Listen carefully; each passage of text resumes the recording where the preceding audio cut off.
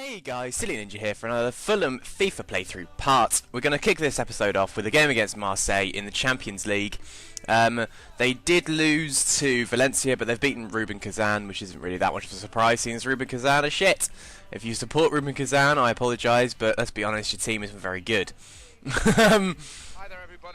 So this game is always going to be tough. It's away from home. So Marseille, we played them in the Euros and they were a very good team. Remy, as you can see, is on the warpath here. Fantastic cross. That awkward place in between the defender and the goalkeeper. Neither of them really wanted to touch it just in case it went in, and then Remy just capitalised on that and headed it in to make it 1-0 after 37 minutes. Bit disappointing, but these things happen. Then another cross comes in and a poor goal to concede, to be honest. Awful defending, but these things sort of happen. But Wanyama getting forward for some reason, I have no idea, uses his good strength to hold off the players and then scores in the bottom, the far right? Yeah, far right. Good finish from him. Not used to him getting forward, to be honest. But that was how the game ended. So sadly we did lose in the Champions League. We lost 2-1. Not the biggest of losses really, because it looks like we're going to finish second, if not first. If Valencia fuck up, then we'll be okay for finishing first, but we're probably going to finish second. I don't see us losing out and not getting to the knockout stages of the Champions League, so that's a good thing for us. First season in the Champions League, we're getting out of the group stages, which is absolutely fantastic. Our next game was against West Ham, and after losing that game against Marseille, I think the boys wanted to show me what they could do. Insigne uses his pace to get past one defender, shimmies past one, and then smashes it into the far corner after 6 minutes. So you can tell that the players were up for this game. Absolutely fantastic goal from Insigne, scoring like he always does. I can't believe, somebody needs to count up how many goals Insigne scored over the seasons, because it must be over 70 by now. And what a strike from El Shaarawy! Oh my lord, he is so good. It's ridiculous. It's actually ridiculous how good he is. He's too good, it's a problem, to be honest. Absolutely fantastic little shimmy there, and what a strike from just outside the box to make it 2-0 in the 40th minute. And that is how the game ended. So a 2-0 win against West Ham is a nice result for us. West Ham are quite a tricky team to play against, so it's nice to get the win. They're in some pretty poor form at the minute. Subotic getting an 8.9 in that game, which is absolutely fantastic. Subotic, key player at the minute. Very, very good player. And as you can see, we're second right now. Man City are only a point ahead of us. El Shaarawy is the top goal scorer, with Insigne third, and Insigne is top of the assists list, I believe. I think so. Don't quote me on that, because I don't fully know. But our next game, what a strike there from El Shaarawy. Our next game is against Everton. Everton, good team, but they aren't really doing that well this season, so hopefully we can get a good result here. Starts out with some poor defending from Everton. El Shaarawy does a little shimmy and then a fantastic finish from him, smashing it past Bogdan to make it 1-0 after 21 minutes. So it's nice to get the lead.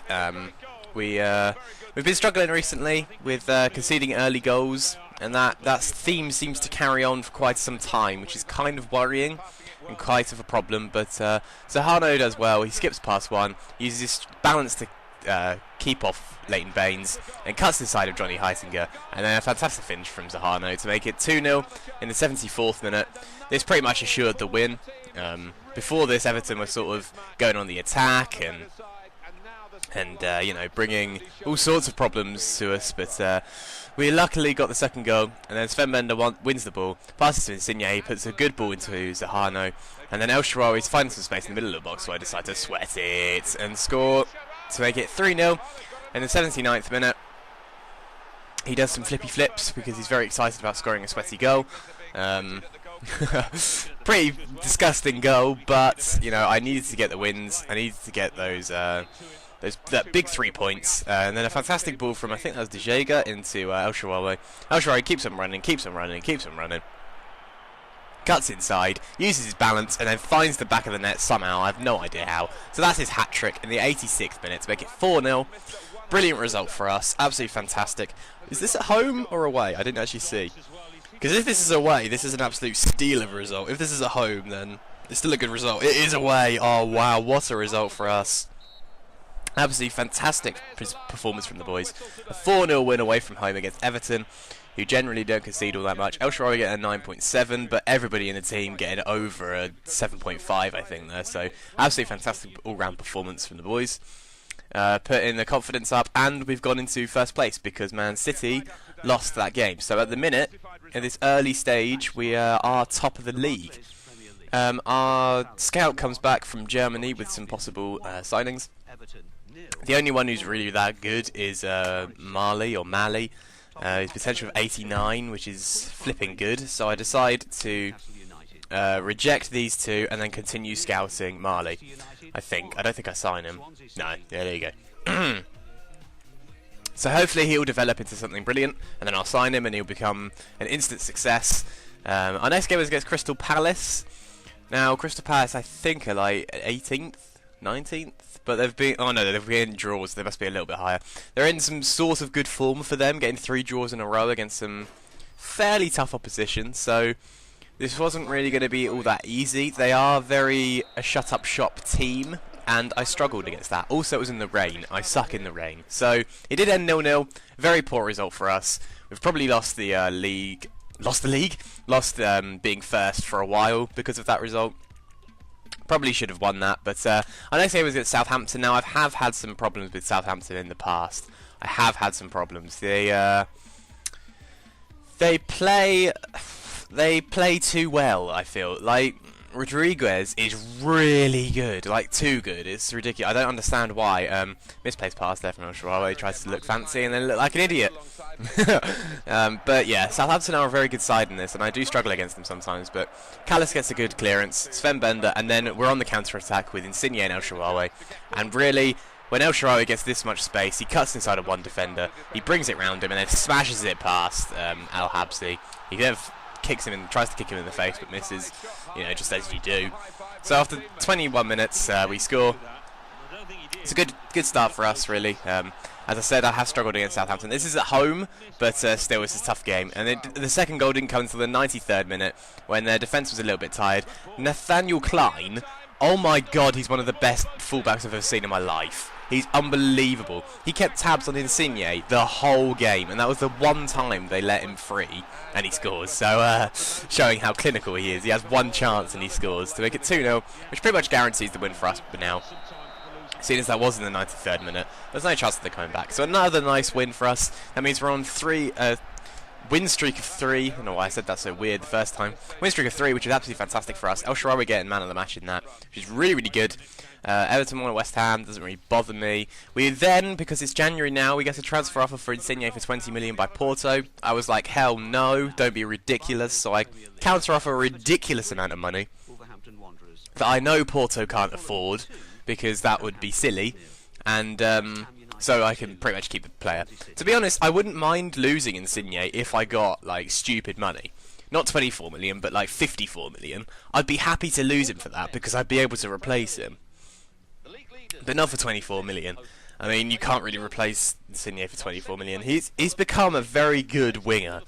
He's top of the assists pile. He's got great vision and a very good pass. So he's becoming a better, and he has the benefit of being able to score. So he's a fantastic player. We're playing against Liverpool. They are in equally as good form as we are. Very, very good form indeed. They've beaten Chelsea recently 1-0. Which is huge. We're still second. We have the worst goal difference, only just, of the top 4, which is kind of a problem. But it's only just, it's only by 1. Man City have a ridiculous goal difference. I think that's because they score so many, but